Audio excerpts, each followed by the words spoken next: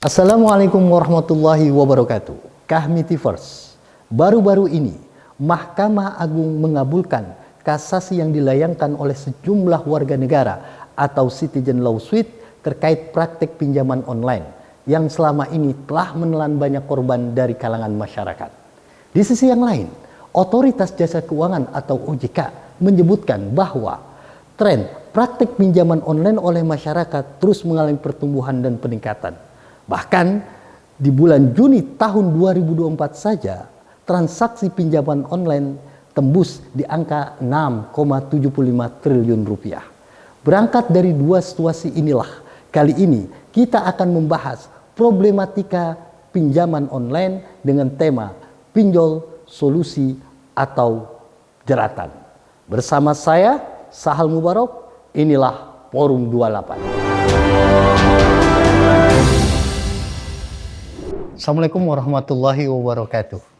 Kahmitivers, berjumpa lagi bersama saya Sahal Mubarok di acara Forum 28. Telah hadir bersama kita 3 narasumber yang cukup kompeten dan otoritatif saya kira untuk membahas dan menyoal isu-isu terkait praktek pinjaman online. Yang pertama adalah Mas Ahmad Irawan. Ya, Mas. Ya. Beliau ini adalah tokoh muda, praktisi hukum, sekaligus anggota DPR RI terpilih, Mas ya. Ya. Periode 2004-2029 dari Dapil Jawa Timur Partai Golkar. 5. Dari Malang, Okay. Dapil Malang. Selamat datang, Mas Irawan, di Kahmi TV. Ya. Yang kedua, nah ini bintang kita hari ini terkait isu ini, yaitu Ibu Nining Elitos. Selamat datang Bu Nining. Selamat datang Di Kahmi TV. Beliau ini adalah aktivis perempuan dan salah satu orang yang melayangkan gugatan atau mengajukan kasasi ke Mahkamah Agung. Betul. Ya, selanjutnya yang terakhir, nggak kalah penting juga, narasumber kita yaitu Mas Nailul Huda. Ya. Beliau ini adalah Direktur Digital dari Center Economy and Law Studies. Betul Mas ya? Betul. Oke. Selamat datang Mas Nailul Ya, di Kahmi TV. Baik Kahmitivers, kita akan membahas soal praktek pinjaman online ini khususnya terkait dengan putusan MA, hasil kasasi dari yang diajukan oleh beberapa warga negara kita. Nah, untuk membahas itu saya ingin dulu ke Mbak Nining ya. Gini Mbak Nining, ini baru-baru ini kan memang praktek pinjol ini ya, pinjaman online itu sangat marak sekali ya, karena banyak menjadi korban dari masyarakat kita. Nah, kemudian kami sebagai bagian dari publik masyarakat cukup senang mendengar bahwa ada putusan MA yang memenangkan kasasi terkait soal pinjaman online ini. Bisa nggak diceritakan bagaimana ceritanya itu sampai Mbak Nining ini kepikiran itu untuk mengajukan gugatan itu? Ya, silakan. Ya, terima kasih atas kesempatannya. Pertama-tama sebenarnya berangkat dari persoalan keprihatinan kita. Keprihatinan dan kekhawatiran kita terhadap persoalan berbagai macam pelik yang dihadapi oleh masyarakat. Nah, dari hal itu ternyata ada hal yang membuat kenapa masyarakat terjebak dalam sebuah hutang yang dengan penuh kemudahan gitu ya. Pertama memang berangkat dari persoalan bagaimana pendapatan masyarakat yang memang belum memenuhi kebutuhan hidup layak gitu ya. Apalagi dengan situasi tidak adanya kepastian kerja atau kepastian pendapatan terhadap masyarakat. Nah, dengan situasi itu ada satu jalan mudah yang kemudian selalu ditampilkan di berbagai media sosial gitu ya gitu. Kita tahulah bagaimana upah dari kaum buruh untuk memenuhi kebutuhan dasarnya dan kemudian karena sulit untuk memenuhi itu, mau tidak mau mereka terjebak dalam sebuah hutang yang kemudian sangat terlihat mudah tapi akhirnya membuat eksploitatif dan kemudian membuat mereka menjadi dalam kehidupan semakin terpuruk gitu ya. Padahal tadinya para buruh dan masyarakat melihat bahwa hutang melalui pinjol ini, pinjaman online, untuk membantu memudahkan kesulitan ekonomi karena dengan persoalan pendapatan, persoalan untuk memenuhi kebutuhan dasar, yang akhirnya ternyata membuat mereka dalam sebuah keterpurukan apa gitu ya. Ternyata dari pinjaman dengan kemudahan itu mereka tidak melihat bagaimana tentang persoalan perlindungan, tentang hak dasar mereka. Dampak dari hutang itu adalah tentang persoalan mereka mendapatkan teror, ancaman, bunga yang besar gitu. Belum lagi data pribadi mereka bisa tersebar di mana-mana, sehingga saya pada saat itu saya banyak ketemu kawan-kawan buruh perempuan, laki-laki yang kemudian bercerita mereka terjebak dalam hal. Saya sempat bertanya, kenapa kalian harus melihat? Iya, mau bagaimana Bu, dengan upah yang sekian kami harus memenuhi kebutuhan, mau tidak mau karena kami melihat itu. Ternyata mereka tidak tahu bahwa dengan kemudahan itu akan membawa dampak yang buruk terhadap mereka. Dari situlah gitu ya, karena kita sering bertemu dengan para korban dan kemudian juga akhirnya kita mencoba berdiskusi dengan LBH, Lembaga Bantuan Hukum Jakarta pada saat itu. Ternyata LBH juga banyak mendapatkan pengaduan. Dari situlah kami menginisiatif untuk dari 19 warga negara itu melalui Lembaga Bantuan Hukum menggugat tentang persoalan pinjaman pinjol. Padahal awal-awal ketika kami menggugat, saya sempat mendapatkan teror melalui media sosial gitu ya. Dianggap saya orang yang dibayar oleh salah satu pihak karena untuk tidak senang. Padahal itu berangkat dari realitas kehidupan yang sangat eksploitatif dan kemudian justru membawa keterpurukan terhadap persoalan manusia banyak. Sebelum lanjut situ, Mbak Nining, sebelum kita bahas lebih jauh ya, biar publik juga tahu bagaimana ikhtiar dan jeripayah Bu Nining dengan teman-teman nih 19 ini kan luar biasa ya. Kalau kita baca-baca itu ternyata sejak tahun 2021 ya, dari mulai PN sampai, nah itu gimana itu? Iya, dari kami 19 warga negara, terus kemudian melalui Lembaga Bantuan Hukum Jakarta, karena pada saat itu ada lebih dari 1.300 pengadu korban pinjaman online. Kami memang melakukan diskusi cukup rutin gitu, baik itu langsung dengan para korbannya gitu ya, bertemu dengan kawan-kawan buruh bahkan masyarakat yang mereka juga yang tidak meminjam juga menjadi korban gitu ya, yang akhirnya kita melihat ada satu kebijakan yang karena ketidakmampuan dari tidak bisa menciptakan lapangan pekerjaan untuk memberikan pendapatan yang layak, sehingga diberikan solusi yang gampang terhadap masyarakat, sehingga masyarakat akhirnya terjebak. Dari situlah kami akhirnya menginisiasi bahwa negara harus hadir gitu ya, negara harus melindungi terhadap warga negaranya, jangan hanya sekedar untuk memberikan satu kebijakan sepihak, tetapi tidak memberikan bagaimana perlindungan terhadap konsumen gitu. Dari situlah proses yang panjang, akhirnya kami bersepakat untuk memberikan gugatan kepada Presiden, Wakil Presiden, Ketua DPR RI, termasuk OJK gitu ya, gitu, karena mereka menjadi bagian dari tanggung jawab untuk memberikan perlindungan agar masyarakat tidak dieksploitatif. Dari 19 warga negara itu, mereka masing-masing ada yang menjadi korban gitu ya langsung. Jadi terus, salah satu 19 itu ada yang menjadi korban. Terus kemudian ada juga yang kemudian memang bekerja di satu lembaga gitu ya, karena memang mereka juga banyak mendapatkan pengaduan gitu ya, gitu. Terus kemudian kayak saya, karena saya setiap hari berinteraksi terhadap kaum buruh dan kemudian mereka bercerita bagaimana akhirnya suaminya hampir mau bunuh diri gitu karena akibat pinjol, bahkan keluar bekerja dan kemudian akhirnya tidak menyelesaikan masalah yang ada adalah semakin keterpurukan. Nah dari situ kita akhirnya berpikir ada satu bagaimana negara hadir untuk memberikan perlindungan, persamaan keadilan bagi masyarakatnya. Melalui mekanisme yang ada. Melalui mekanisme formal gitu ya, gitu. Melalui gugatan dan akhirnya sebenarnya di tingkat pertama kami juga dikalahkan gitu ya, gitu. Terus kemudian di tingkat kami banding. Pengadilan tinggi ya? Iya, pengadilan tinggi dan kemudian melalui Mahkamah Agung. Kami cukup bahagia gitu ya, karena memang Mahkamah Agung mengambil satu putusan yang berkeadilan bagi untuk kepentingan umum. Oke, baik, makasih. Nah, saya menyambut itu saya ingin ke Mas Nailul dulu deh. Mas Nailul ini kan direktur digital ya, dan juga backgroundnya ekonomi gitu ya.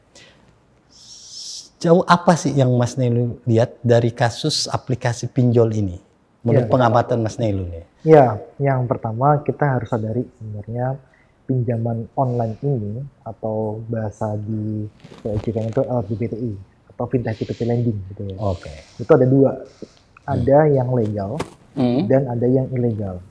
Oh, maksudnya gimana? Ada yang legal, ada yang ilegal. Yang legal itu yang dia sudah berizin OJK. Oke. OJK, daftar di OJK, dan dia mematuhi segala aturan yang ada di OJK. Termasuk tadi kalau belum sampaikan ada tadi untuk serba dan tata pribadi dan sebagainya, itu pinjol yang legal itu tidak boleh melakukan hal tersebut karena mereka hanya bisa mengakses 3 layanan di device kita. Ada kamera untuk kita verifikasi KTP, terus ada mikrofon untuk kita, atau ada istilahnya tuh ada wawancara, ada location. Ya. Cuman ketiga ini. Kalau dia meminta lebih akses dari 3 layanan ini, kita sudah bisa pastikan dia ilegal. Oke. Itu yang pertama yang kita catat. Nah, yang kedua, kita juga mencatat bahwa di penduduk kita, ini kita masih banyak yang belum mampu atau mendapatkan pendapatan yang layak. Kalau kita lihat dari datanya World Bank, untuk penduduk pekerja, dia memenuhi kebutuhan, itu dia pasti di tengah, bukan pasti ya, tapi sebagian besar dari buruh kita, tenaga kerja kita, itu dia sudah kekurangan uang di tengah bulan, atau sebagian lagi di akhir bulan. Nah, masa paceklik ya? Ya, karena uangnya udah habis di awal, Iya. kan, untuk kebutuhan dasar dan sebagainya. Nah, mereka tidak mempunyai dana darurat untuk bisa ketika ada orang sakit dan sebagainya. Karena ya tadi lagi, kembali lagi pendapatan yang tidak memungkinkan mereka mempunyai dana darurat tersebut. Nah, akhirnya ini yang kita lihat, mereka membutuhkan dana ketika mereka kepepet. Nah, ketika mereka butuh kepepet dan sebagainya, terus juga mereka juga masih cukup rendah untuk literasi digitalnya, literasi keuangan juga cukup masih belum baik. Yang kita lihat, mereka mencari pembiayaan alternatif yang memang kalau mereka mungkin sebagian besar teman-teman buruh kalau mengajukan ke bank itu mungkin akan sebagian besar ditolak karena secara slick, secara untuk kemampuan bayar mereka juga bisa kurang. Dia memenuhi syarat ya. Memenuhi syarat dan sebagainya. Yang mereka cari adalah ya sumber pembiayaan alternatif, dan yang paling gampang itu melalui pinjaman online dengan administrasi yang sangat mudah sekali, tapi mereka tidak dibekali mengenai risiko dari pinjaman online. Kita tahulah, kita pasti di iklan itu banyak yang dia bilang bunganya sangat rendah, 0,3, 0,8, 0,4, tapi tidak disebutkan itu per hari. Ya kan? Jadi dia tahunya ya transparan ya. 0,4% itu per bulan dan sebagainya, itu tidak disebutkan. Tapi itu adalah bunga per hari. Nah, banyak yang tidak mengetahui hal tersebut karena di iklan itu hanya menonjolkan manfaatnya, dia se-fleksibel itu kah dan sebagainya. Dan itu penjelasan baik yang legal maupun yang ilegal sama, tidak ada penjelasan secara spesifik detail itu. Yang legal harusnya ada, tapi banyak juga yang teman-teman di industri fintech peer-to-peer lending atau pinjol yang dia legal, dia tidak mencantumkan informasi yang sempurna. Nah, timbullah terjadi asymmetric information mengenai dari risiko dari pinjol ini. Banyak teman-teman yang terjebak, bukan dari kaum buruh saja, tapi juga teman-teman di grassroots, teman-teman yang dia mungkin juga pedagang kaki lima dan sebagainya, dia terjebak hal tersebut. Karena apa? Karena mereka tidak dibekali dengan literasi keuangan dan literasi digital yang mumpuni. Dibandingkan dengan negara-negara lain, untuk literasi digital kita Mas ya, kita ada di angka, ada peringkat 60 dari 64 negara yang disurvei. Oke, sebelum kita lanjut Mas ya, kita bicara tentang problem-problem itu. Nah menarik tadi, kita baru dengar juga itu bahwa ternyata tidak semuanya ilegal ya. Ada yang legal dan ada yang ilegal. Nah terkait soal dua status aplikasi yang legal dan ilegal ini, saya ingin ke Bang Irawan, Pak. Sebagai praktisi hukum, tokoh muda, bagaimana melihat fenomena masyarakat dan pemerintah membiarkan begitu saja sampai kok bisa ya ada aplikasi-aplikasi yang tidak terdaftar yang ilegal itu tetap berjalan cukup lama gitu, sehingga menimbulkan banyak korban. Gimana pandangan? Terima kasih. Kalau saya sih melihatnya seperti ini, kayak bahwa tadi disampaikan mengenai pinjaman online atau peer-to-peer lending ini sebenarnya bukan sesuatu yang baru sebenarnya. Oke. Bukan sesuatu yang baru, di negara-negara lain juga jauh hari sudah lama, seperti di Cina, di Inggris itu juga sudah ada. Nah, begitu masuk ke Indonesia, kira-kira mungkin 2016 kali ya, 2016 apa 2012. Oke. Udah masuk. Ya sebenarnya seperti apa namanya, Shopee itu kan, sebenarnya itu kan sebenarnya pinjaman online juga, apa? Shopee Paylater lah. Paylater. Traveloka itu kan beberapa peer-to-peer lending yang menempati posisi teratas gitu. Nah, cuma memang fenomena ini juga kaitannya terkait erat dengan bagaimana seperti UMKM itu kesulitan untuk mengakses permodalan ya. Maka kemudian aplikasi-aplikasi seperti pinjaman online itu menjadi satu solusi, meskipun tadi seperti yang diceritakan Ibu ini juga ternyata ada juga untuk kemudian pertama mungkin proses pinjamnya itu untuk keperluan yang sifatnya konsumtif. Yang kedua mungkin juga kaitannya dengan untuk memenuhi tanda kutip tadi kekurangan atau kebutuhan hidup bulanan gitu. Padahal ya menjadi kewajiban negara untuk kemudian memberikan jaminan ada upah yang layak dan adil untuk pekerja. Nah, cuma memang fenomena pinjol ini juga kita juga harus melihatnya secara secara berimbang. Satu sisi memang mungkin punya dampak-dampak negatif tadi seperti yang kemudian dilakukan oleh teman-teman yang 19 orang itu yang melakukan citizen lawsuit ke pengadilan, kemudian sampai putusan di Mahkamah Agung. Tapi kemudian memang ada juga yang memang kemudian merasakan manfaatnya kaitannya dengan UMKM. Karena kalau kita lihat data yang terbaru setahu saya nilai perputaran uang di aplikasi peer-to-peer lending ini itu udah sekitar 60 sampai 66 triliun. Nah, itu artinya bahwa pengguna aplikasi ini semakin banyak, kemudian juga semakin dirasakan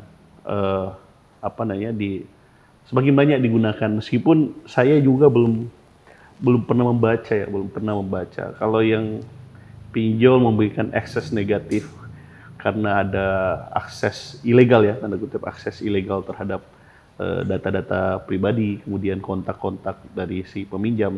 Tapi saya pun sendiri belum pernah mendengar success story ya. Success story dari UMKM yang memanfaatkan dari pinjaman online tersebut gitu. Nah, meskipun memang ya itu tadi itu ada cerita terkait dengan kemudahan untuk mendapatkan pinjaman, karena bagaimanapun kalau kemudian kita bandingkan antara bank umum yang konvensional kemudian yang peer-to-peer lending yang langsung mempertemukan antara pemilik modal dan peminjam, itu lebih mudah memang untuk meminjam melalui pinjol ini gitu. Oke. Nah, kalau tadi Mas Irawan bilang sebenarnya fenomena pinjol ini bukan hal yang baru ya. Nah, memang kalau di negara lain itu praktiknya seperti apa? Sama aja menggunakan aplikasi juga. Cuma memang di luar negeri ya, khususnya kayak di Cina, otoritas jasa keuangannya kan lebih ketat dalam mengatur peer-to-peer lending ini. Kita punya sebenarnya juga otoritas jasa keuangan gitu. Nah, cuma memang mungkin ada satu ya mohon maaf Bu, ya. Bukan hanya debitur seperti di pinjaman online. Debitur besar pun kita tuh, culture kita, kalau kita punya utang nggak mau bayar gitu. Oke. Itu juga yang menjadi persoalan gitu. Meskipun saya sangat mengapresiasi memang terkait dengan citizen lawsuit yang dilakukan ini. Tentunya kalau kemudian ini dikabulkan, itu artinya bahwa Mahkamah Agung menyadari atau menemukan satu hal bahwa negara abai terhadap perlindungan hak. Yeah. Jadi dalam hal ini pemerintah atau adresat yang dituju dalam putusan tersebut. Kalau tadi beberapa disebutkan Presiden, Wapres, kemudian termasuk di dalamnya Otoritas Jasa Keuangan. Berarti Otoritas Jasa Keuangan termasuk dianggap abai terhadap perlindungan hak-hak tersebut gitu. Nah, ini harus jadi otokritik buat pemerintah gitu dalam mengatur bisnis ini, kemudian untuk lebih menseleksi secara ketat terkait dengan peminjam ini, karena kan namanya seperti ini ya ini bisnis gitu. Pinjol itu bisnis, mereka pelaku usaha gitu, ya tentu mereka mengharapkan margin dari keuntungan gitu, keuntungan yang dari usahanya gitu. Kalau kemudian ini dijadikan misalnya jalan keluar, way out atau solusi untuk mencukupi kebutuhan, ya mohon maaf, mungkin kita harus melihatnya bahwa itu juga sesuatu yang kurang adil atau kurang pas untuk pelaku usaha ini gitu. Oke, baik. Mbak Nining, tadi Mas Irwan bilang sebenarnya kita melihat pinjol ini juga harus bijak, tidak sepenuhnya untuk konsumtif. Ya. Bahkan ada bisa membantu jalan keluar untuk pendanaan UMKM tadi. Ya, nah, itu gimana tanggapan?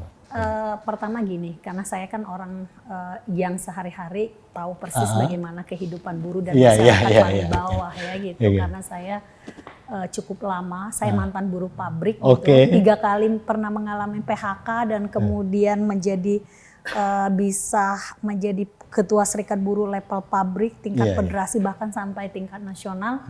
Itu proses yang kita hadapi. Memang rata-rata masyarakat kita karena memang berangkat dari persoalan bagaimana memenuhi kebutuhan dasar. Sangat kecil masyarakat gitu ya, khususnya dari kalangan buruh ataupun masyarakat yang kemudian untuk persoalan konsumtif gitu ya, atau gaya hidup gitu. Itu pasti ada, tapi tidak besar gitu ya. Tapi rata-rata itu adalah karena memang memenuhi kebutuhan dasar. Nah, kami menggugat ini bukan karena kami ingin bagaimana untuk mematikan usaha dari virtual teknologi gitu ya gitu. Tapi bagaimana negara harus hadir memberikan perlindungan terhadap hak konsumen gitu ya. Bagaimana rasa aman, bagaimana juga tidak abai terhadap masyarakat, juga bagaimana memberikan keadilan terhadap masyarakat. Itu sebenarnya kenapa kami menggugat dari melalui pemerintah ini gitu ya gitu, termasuk ada Kementerian Komunikasi dan Informasi di sana gitu. Nah, tadi sebenarnya kita bisa lihat rata-rata di negara Indonesia hanya berapa persen sih menjadi buruh punya kepastian kerja misalkan. Rata-rata mereka punya menjadi buruh magang, buruh kontrak, alidayah, outsourcing. Pendapatan mereka apalagi buruh magang yang mereka dibayar berdasarkan kemampuan. Artinya kalau kita lihat di sana sebenarnya ada problem mendasarnya apa? Kenapa masyarakat cukup tinggi animonya untuk berhutang melalui pinjol? Artinya kan ada problem yang tidak terselesaikan. Tadi yang disebut adalah pendapatan yang layak. Mereka tidak punya kepastian itu. Itu yang seharusnya menjadi landasan utama.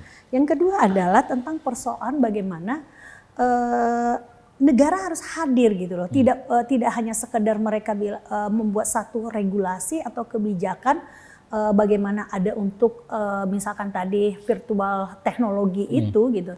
Tapi bagaimana juga perlindungan terhadap hak asasi manusia gitu ya gitu. Itu yang penting sebenarnya. Nah, problemnya yang saya alami dan saya mendengar cerita dan melihat kondisi itu justru kemudian tanda petik justru terbalik gitu ya gitu. Justru kemudian tadi saya lihat mereka tidak ada pilihan lain, mau tidak mau gitu. Apalagi kalau buruh kontrak outsourcing yang mereka melalui bank-bank konvensional nggak bisa yang seperti dijelaskan tadi gitu. Sebenarnya harus memang harus ada solusinya.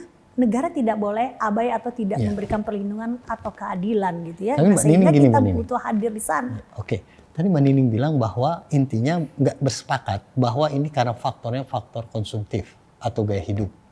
Dengan apa yang Mbak Nining alami ya dengan teman-teman buruh ini. Tapi selain kalau OJK dengan data OJK bilang mostly itu mereka yang terjerat pinjam online itu justru anak-anak Gen Z gitu, milenial. Itu bagaimana? Lebih ke anak-anak muda. Iya, karena gini, kenapa gitu ya anak-anak muda kita tahu batasan yang kemudian hari ini menjadi problem nih. Makanya kita bicara pinjaman online tidak hanya bisa satu sudut, tapi dia harus banyak dari sisi gitu ya gitu. Kenapa kemudian kaum muda ataupun misalkan para buruh atau masyarakat secara umum lebih memilih terjebak hal seperti itu? Kita tahu untuk mencari pekerjaan di anak muda sekarang itu biaya kos yang cukup tinggi. Mereka harus mengeluarkan biaya yang cukup besar. Mereka berpotensi ketika lebih umur dari 23 tahun mereka juga menjadi kesulitan kan gitu. Yang seharusnya kan tidak bisa dilihat disalahkan kenapa anak Gen Z itu lebih memilih berhutang. Tapi tidak pernah, tapi bagaimana mereka menciptakan lapangan pekerjaan. Bagaimana mereka mendapatkan pekerjaan dan pendapatan yang layak. Kan artinya gitu. Mbak Nining ingin mengatakan bahwa ini tidak bisa juga dikarenakan kenapa Gen Z itu banyak yang terjerat pinjol itu karena gaya hidup ya, tapi memang situasi itu ya yang karena memang mereka untuk harus direfleksikan juga oleh pemerintah ya, diperhatikan gitu ya. Oke. Mas Nailul, memang sebenarnya di aplikasi-aplikasi itu OJK sendiri sudah memberikan aturan yang ketat atau belum sih sebenarnya? Karena dari sisi Mbak Nining itu mengatakan masih banyak sekali aturan-aturan yang itu dampaknya itu bisa masyarakat menjadi korban, gitu. Ya mungkin seperti ini Mas. Mungkin tadi nyambung juga dari Mbak Nining tadi ya. Ini mungkin apa yang digugat oleh Mbak Nining dan kawan-kawan itu lebih kepada kenapa sih mereka bisa meminjam. Nah, kalau kita melihat dari aturan sebenarnya, aturan di POJK sendiri kan sudah ada dari 2016. Ketika itu masih sangat los banget. Nah, dari tahun 2020 hingga tahun 2022 kita sudah advokasi juga kepada OJK itu untuk lebih mengetatkan lagi untuk proses persyaratan untuk pinjaman online.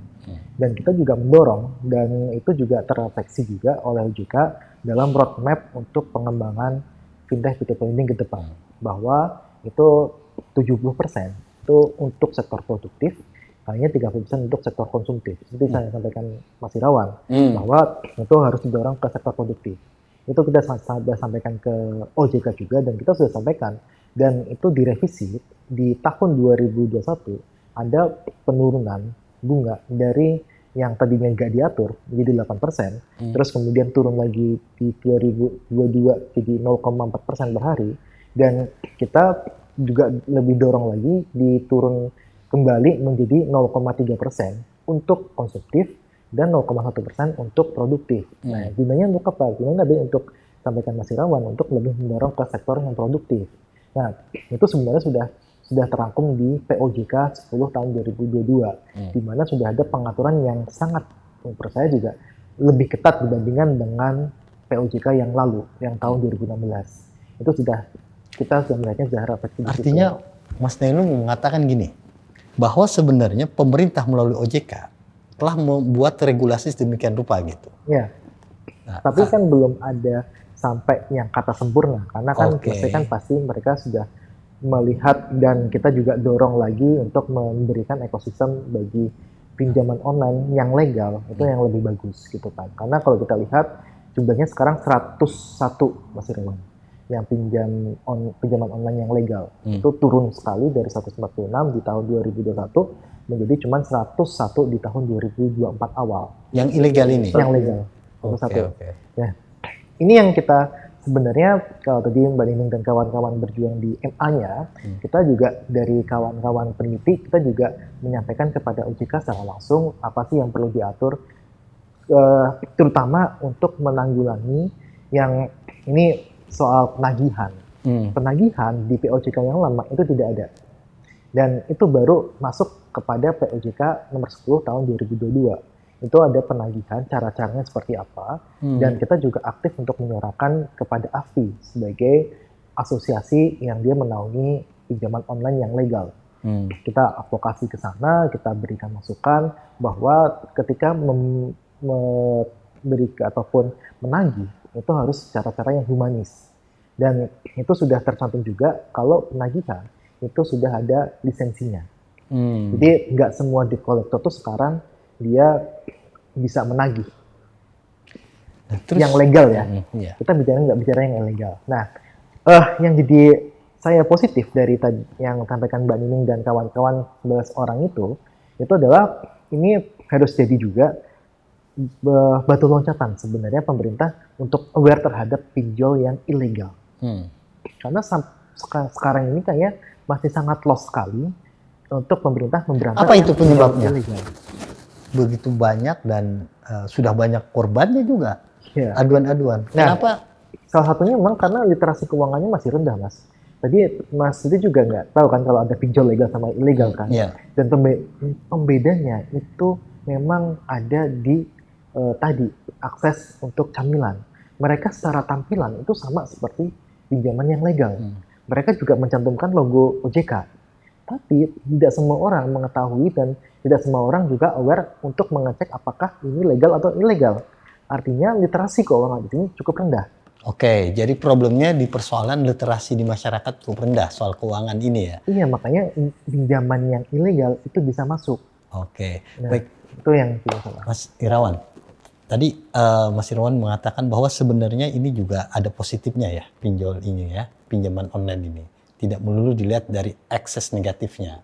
Ya, tapi persoalannya kan gini Mas Irawan, kita sering dengar lah berita polemik, korban-korban yang masyarakat itu bukan hanya teror, bukan hanya privasinya diganggu, bukan hanya bahkan sampai pada level terjadinya kekerasan seksual. Kan begitu Mas. Nah, itu bagaimana Mas Irwan melihatnya? Ya, itulah yang tadi saya sampaikan di awal bahwa sebenarnya terkait dengan industri keuangan kita ini, itu kan kita sudah memiliki lembaga yang kemudian memang memiliki otoritas untuk mengaturnya, yaitu otoritas jasa keuangan itu sendiri. OJK yang pertama, yang kedua bahwa yang namanya kita ya manusia ya, itu kan tadi Ibu menyampaikan ada yang namanya human rights, hak asasi manusia, kemudian kita juga memiliki hak hukum, terus kemudian kita sebagai warga negara memiliki hak selaku warga negara, ya misalnya hak terkait dengan apa namanya tidak bisa dituntut secara pidana karena tidak mampu membayar utang, itu hak asasi manusia juga gitu. Kemudian kita juga memiliki hak atas penghormatan kita sebagai suatu suatu warga negara, penghormatan kita sebagai perlakuan yang sama di hadapan hukum. Itu kan semua sudah diatur. Nah, tinggal sebenarnya kemudian ekses itu bisa diantisipasi dengan dengan keberadaan otoritas jasa keuangan untuk mengatur industri ini supaya tidak kemudian. Nah, sejauh ini memang menurut Mas Irawan OJK belum melakukan upaya-upaya untuk pengaturan regulasi pinjol ini. Saya sempat membaca juga sebenarnya. Kebetulan saya banyak juga menangani terkait dengan kebetulan saya juga kurator sebenarnya. Kurator. Tapi kebanyakan kalau kurator itu kan biasanya hutang piutang dalam jumlah besar gitu. Nah, tetapi pernah juga satu waktu bahwa teman-teman yang investasi di pinjol ini juga bercerita terkait dengan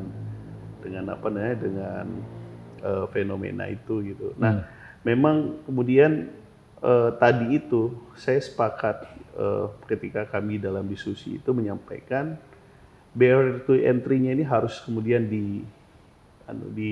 diatur kembali gitu requirement terhadap pelaku-pelaku usaha yang memang ada dalam ekosistem financial technology ini gitu, misalnya kecukupan modalnya, terus kemudian governance dari perusahaan pinjol itu sendiri, kemudian tadi disampaikan POJK sudah memuat substansi terkait dengan tata cara penagihan gitu, terkait juga kemudian akses terhadap data-data pribadi itu tadi gitu. Tadi kan sudah disampaikan bahwa sebenarnya OJK telah mengatur bahwa kalau kemudian ada borrower, peminjam ingin itu, akses yang bisa itu kan akses terhadap kamera, akses terhadap mikrofon, kemudian akses terhadap lokasi gitu. Nah, sehingga memang saya selalu berusaha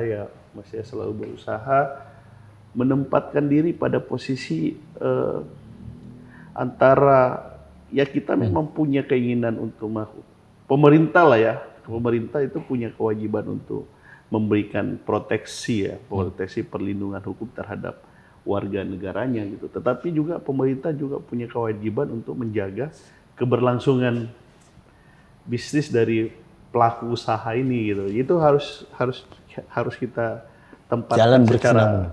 Iya, karena memang bahwa kita melihat efek negatif itu, wah itu jangankan orang lain ya, banyak dari teman-teman kita, termasuk konstituen saya banyak juga yang terjerat dari pinjol-pinjol itu. Cuma memang ke depan ya tadi itu, ya mudah-mudahan ini kita bisa dorong untuk lebih kepada hal produktif gitu, khususnya terhadap UMKM kita yang sebenarnya tidak bankable ya, jadi mereka tidak punya aset untuk untuk diagunkan di bank, meskipun sebenarnya kita punya KUR namanya, seharusnya tanpa agunan apa macam-macam, tapi kan masyarakat kan tetap kesulitan untuk mendapatkan akses. Saya ke Mbak Nining lagi deh. Mbak Nining, itu kan tadi kita sudah banyak bicara soal sisi positif dan negatif ya dari pinjol ini. Bagaimanapun pinjol tidak seutuhnya itu dapat dikatakan itu tidak membantu masyarakat, baik dunia industri maupun non-industri ya, untuk konsumtif. Nah, tadi Mbak Nining menyinggung, sebenarnya dengan kasus dan fenomena yang terjadi, harusnya itu pemerintah itu melihat sisi lain, tidak semata ansih kasusnya. Dalam artian itu di mana peranan kehadiran negara dalam kasus ini. Nah, bisa dielaborasi maksudnya gimana itu? Iya, kalau kenapa kita sampai melakukan gugatan, ini kan keterkaitan ketidakhadiran negara kemudian bagaimana memberikan perlindungan termasuk juga tentang persoalan keadilan dan kesejahteraan kan gitu. Berkaitan dengan putusan gugatan kami bersama Lembaga Bantuan Hukum, sebenarnya kita menginginkan bagaimana ada perbaikan gitu ya, perlindungan, negara juga tidak abai gitu terhadap hak-hak konsumen gitu ya. Terus kemudian juga bagaimana membuat langkah-langkah konkret pasca putusan ini, itu yang menjadi penting sebenarnya gitu, termasuk DPR gitu ya gitu.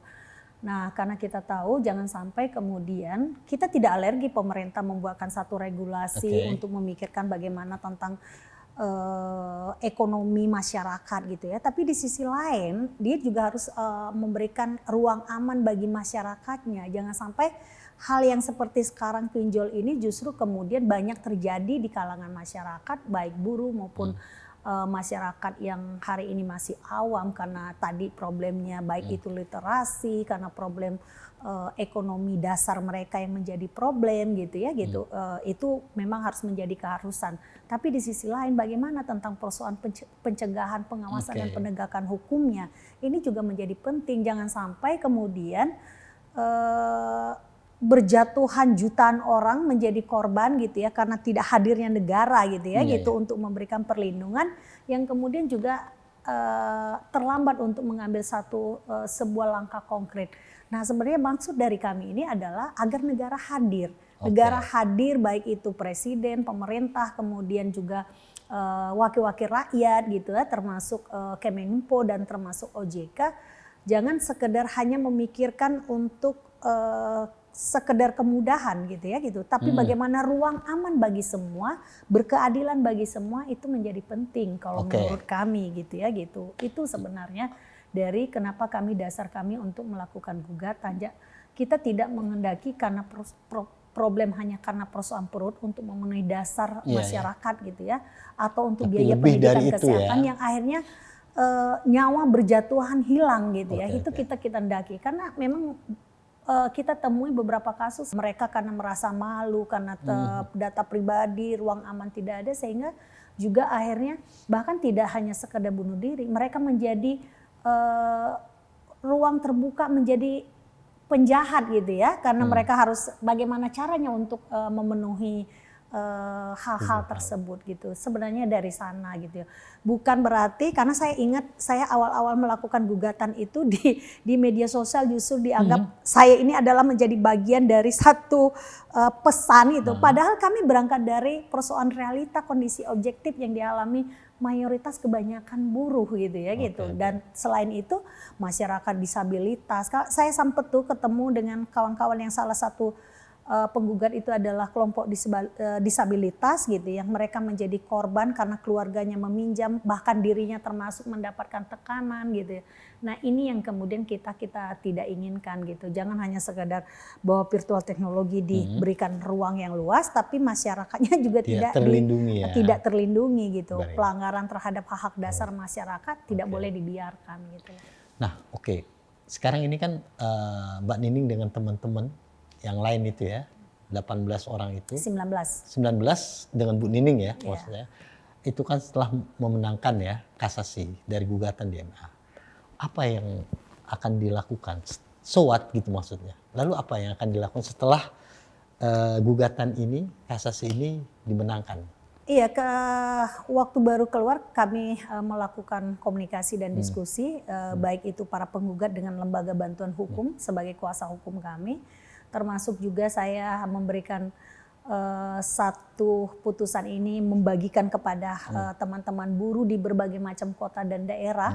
Mereka justru saya masih banyak terima di WA, mereka bilang, betul Ibu, karena kami butuh perlindungan, kami terfikirkan untuk meminjam itu kalau tidak ada kebutuhan mendesak, kami tidak mungkin berhutang gitu ya gitu. Sehingga tidak ada pilihan lain, dengan ada kemudahan mereka kemudian menganggap itu hal yang tidak memikirkan bahwa hal itu menyebabkan ada sebuah keterpurukan mereka gitu ya gitu. Nah seharusnya negara bagaimana hadir untuk memberikan peningkatan kesejahteraan gitu ya. Bagaimana juga akses Gen Z yang kemudian harus punya peluang, dia tidak hanya sebagai pekerja, bagaimana tadi UMKM untuk dihidupkan gitu ya. Itu menjadi penting sebenarnya. Kalau saya sebenarnya termasuk pelaku UMKM. Contoh misalkan saya pernah melakukan pinjaman terhadap satu bank yang resmi di negara yang milik negara, itu tidak mudah, harus dengan berbagai macam persyaratan, harus dengan jaminan yang begitu mungkin bagi orang-orang yang berusaha untuk memulai itu cukup berat kan gitu. Nah itu juga harus menjadi perhatian pemerintah juga gitu. Oke. Saya ke Bang Irawan lagi deh. Tadi kan Bang Irawan dari Bu Nining dan Mas Nailul itu mengatakan bahwa ya memang diakui ya bahwa pinjol ini memang ada positif, tapi sisi lain juga negara juga sudah melakukan upaya-upaya melalui OJK itu, kan gitu. Nah di sisi lain Bu Nining juga bilang ya saya sebenarnya bukan semata-mata soal urusan dan sebagainya, tapi bagaimana negara harus hadir, kan gitu. Nah menurut Bang Irawan, apa sih sebenarnya yang melihat problematika yang serba dilematis lah. Dan paradoks ini kira-kira jalan keluarnya apa? Solusinya menurut Bang Irawan? Sebabnya itu kan ya kira-kira karena masyarakat kita punya kebutuhan pokok gitu, yang harus dipenuhi, kemudian ada tanggung jawab negara. Nah, dua-duanya sebenarnya ini kita setuju gitu. Saya pribadi setuju gitu bahwa ya negara memang punya kewajiban dan nggak boleh abai gitu. Apalagi dengan adanya putusan citizen lawsuit seperti ini gitu. Karena memang ya mohon maaf, negara ini nggak bisa sendiri gitu. Negara ini nggak bisa sendiri dalam menjalankan kewajiban-kewajibannya. Dia juga harus dibantu oleh pelaku usaha ini. Disitulah kemudian kita harus mencari formula atau titik keseimbangan itu tadi. Itu yang pertama gitu. Nah yang kedua, tadi kita sudah bicara tadi di awal terkait dengan bagaimana OJK mengatur tata cara penagihan gitu. Nah saya melihat juga memang penting juga, dan saya kira di POJK juga sudah mengatur itu dan tinggal kemudian kita mengawal implementasinya. Bagaimana dalam melakukan assessment gitu. Assessment terhadap peminjam. Kan borrower ya. Atau assessment terhadap calon debitur ini. Memang bahwa ketika diberikan pinjaman gitu terhadap debitur ini memang punya kemampuan bayar gitu loh. Jadi jangan kemudian pinjol ini atau peer to peer lending ini sengaja gitu memberikan pinjaman yang setelah mempelajari profilnya sengaja memberikan pinjaman besar, kemudian tidak ada kemampuan bayar gitu dari kemampuan pinjaman. Nah memang tadi itu ya ini sesuatu yang berbeda ya, kemudian kita bicara terkait dengan pinjam meminjam, kemudian berbeda kemudian tanggung jawab negara dalam mengatur pemenuhan hak-hak warga negara atas pekerjaan, atas upah yang layak dan adil. Jadi ini sesuatu yang dua tugas pemerintah yang berbeda. Satu itu terkait dengan hal tersebut, satu lagi bagaimana pemerintah mengatur industri keuangan ini yang sampai kemudian warga negara kita itu takut gitu, karena ini termasuk hak konstitusional gitu, hak konstitusional bagi warga negara itu untuk dijaga gitu, harkat dan martabatnya, data pribadinya, hak untuk tidak dituntut atau dipidana karena ketidakmampuan untuk membayar utang. Nah, namun juga perlu kita sosialisasikan juga nih kepada masyarakat itu bahwa ya meminjam sesuai dengan kemampuan bayarnya. Jadi jangan kita meminjam tapi kita kemudian tidak mampu bayar. Ini nih kalau kita lihat bisnis pinjol ini ya, walaupun saya nggak involve langsung ya di dalamnya ya, nggak. Ini menurut penilaian saya ini termasuk bisnis high risk, Pak. High risk ya. Sangat high risk, sangat high risk. Bagaimana pinjol bisa memberikan kepada orang yang tidak dikenalnya tanpa jaminan gitu. Tanpa jaminan. Coba bayangkan dia minjemin 3 juta katakan. Kalau ke 100 orang kan udah 300 juta, Pak. Ini tanpa pinjol, tanpa jaminan, tanpa agunan, tanpa jaminan gitu. Nah itu kita, Pak, minjam ke BUMN itu aja. BUMN seperti BRI yang punya kewajiban untuk menyalurkan kredit usaha rakyat. Bapak minjam 10 juta, 15 juta itu aja, Pak. Itu harus ada surat keterangan kelurahan, macam-macam. Harus ada jaminan, minimum sertifikat tanah atau apa macam-macam. Lama, Pak. Tapi Bapak pakai pinjol, mungkin 10-15 menit cair, Pak.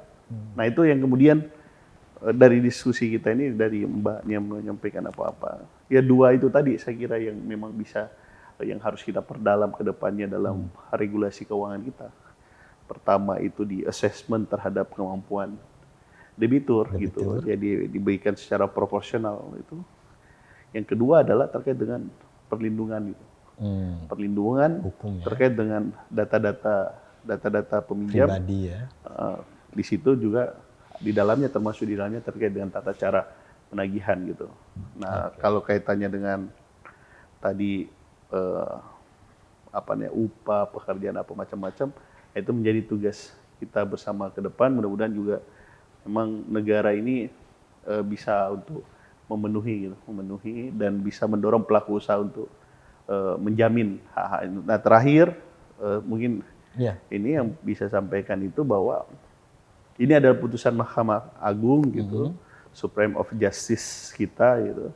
Nah, pemerintah termasuk di dalamnya Menkominfo, Otoritas Jasa Keuangan, kita dorong untuk mempelajari secara seksama apa yang kemudian menjadi temuan pengadilan dan Mahkamah Agung terhadap permasalahan ini. Gitu. Nah, itu yang harus menjadi masukan dalam perbaikan regulasi keuangan kita gitu. Ke depan. Oke. Terima kasih Bang Ali. Mas Nailul, gimana? Iya. Pada masuk. Kira-kira apa ini jalan keluarnya dengan segala problematikanya? Yang pertama sebetulnya Mas, kita menghadapi credit gap. Kalau tadi lihat Mas Irawan bicara mengenai sulit untuk mengakses kredit, kita ada credit gap yang cukup besar, kurang lebih nilainya 1.000 triliun. Itu adalah mereka meminta pembiayaan, tapi memang dari perbankan itu tidak mencukupi. Masih ada credit gap sekitar 1.000 triliun. Itu sangat besar sekali. Nah, artinya memang ada permintaan untuk orang itu terhadap pembiayaan, baik itu yang produktif maupun konsumtif. Nah, hal ini memang harus juga pemerintah juga harus hadir sebenarnya. Makanya memang banyak sekali bank-bank yang dia didorong untuk masuk ke UMKM yang dimana mereka unbankable. Nah, makanya beberapa aturan itu dia mengharuskan bank itu dia menyalurkan ke UMKM minimal itu 30% di peraturan Bank Indonesia. Itu yang pertama. Yang kedua adalah kita melihat bahwa pinjaman online menjadi alternatif pembiayaan. Kalau misalkan teman-teman buruh itu dia banyak yang terjebak dan sebagainya, ini yang harus kita lakukan adalah memberikan edukasi. Edukasi kepada teman-teman semuanya, kepada masyarakat luas, bagaimana pertama cara memilah dan memilih informasi mengenai pinjol yang legal dan ilegal. Karena kalau ilegal itu sudah parah, Bu. Kalau yang legal kita bisa mengadukan ke OJK. Makanya tadi kalau misalkan Mahkamah Agung putusannya itu juga menyangkut yang ilegal, itu sangat bagus sekali. Karena di sisi pemerintah belum ada upaya yang sangat masif mengenai pemberantasan pinjol yang ilegal. Kita tekan lagi, pinjol yang ilegal. Nah, inilah yang sebenarnya kita apresiasi dari putusan Mahkamah Agung kemarin. Nah, yang ketiga, kita juga harus bisa memberikan edukasi. Sebenarnya itu tugas OJK ya. Itu memberikan edukasi kepada masyarakat mengenai ya tadi bahwa yang legal itu dia tidak hanya ada logo OJK-nya, tapi dia hanya mengakses 3. Kamera, mikrofon, dan location. Dan bunga yang dia tetapkan itu tidak lebih dari 0,3% untuk yang konsumtif, 0,1% untuk yang produktif. Ketika dia mengakses kontak, mengakses foto, dan juga yang lainnya, termasuk dia memberikan bunga lebih dari 0,1 maupun 0,3, itu sudah pasti adalah pinjol yang ilegal. Dan ini harus dipahami semua sama masyarakat, bukan cuma buruh, tapi semua masyarakat luas, bahwa ini adalah pinjol yang ilegal. Dan saya rasa sebenarnya kehadiran pemerintah itu ada di dalam sana, bahwa pemberantasan pinjol ilegal itu masih kurang, kehadiran pemerintah untuk mengedukasi masyarakat masih sangat minim, yang dimana kita juga masih banyak yang belum tahu nomor pengaduan OJK dan sebagainya. Dan itu yang akhirnya membuat literasi keuangan kita cukup rendah. Dan literasi keuangan kita cukup rendah.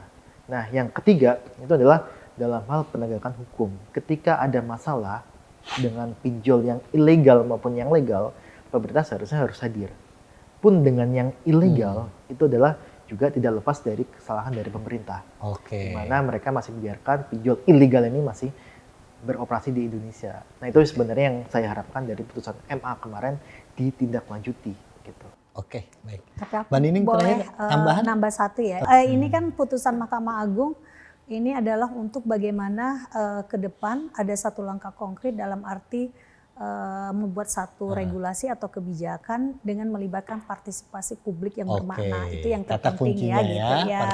Karena seringkali kebijakan atau regulasi yang kemudian ketika tidak melibatkan partisipasi publik yang bermakna, seringkali itu juga akan menjadi masalah besar kan gitu. Itu yang penting juga. Mungkin semua elemennya, semua ya. elemen publiknya juga harus dilibatkan ya. Bukan cuma dari akademisi dan sebagainya, tapi dari publik, dari teman-teman buruh juga harus dilibatkan juga. Oke, terima kasih Mas Nail, Mbak Nining dan Mas Irawan atas masukannya. Baik, Kahmitivers, demikian diskusi bincang kita hari ini terkait dengan praktik pinjaman online. Paling tidak dengan hasil diskusi ini sudah saatnya pemerintah, negara, dan kita semua untuk menyadari bahwa problem dan fenomena pinjaman online ini bukan hanya sekedar persoalan pinjaman online itu sendiri, tapi ada banyak faktor dan variabel dari mulai perlindungan hak asasi warga, dari mulai kemudian hak dan perlindungan juga bagi pelaku usaha, termasuk juga bagi pemerintah dan OJK yang semuanya itu harus berjalin kelindan untuk sama-sama mencari jalan keluar pasca khususnya putusan Mahkamah Agung.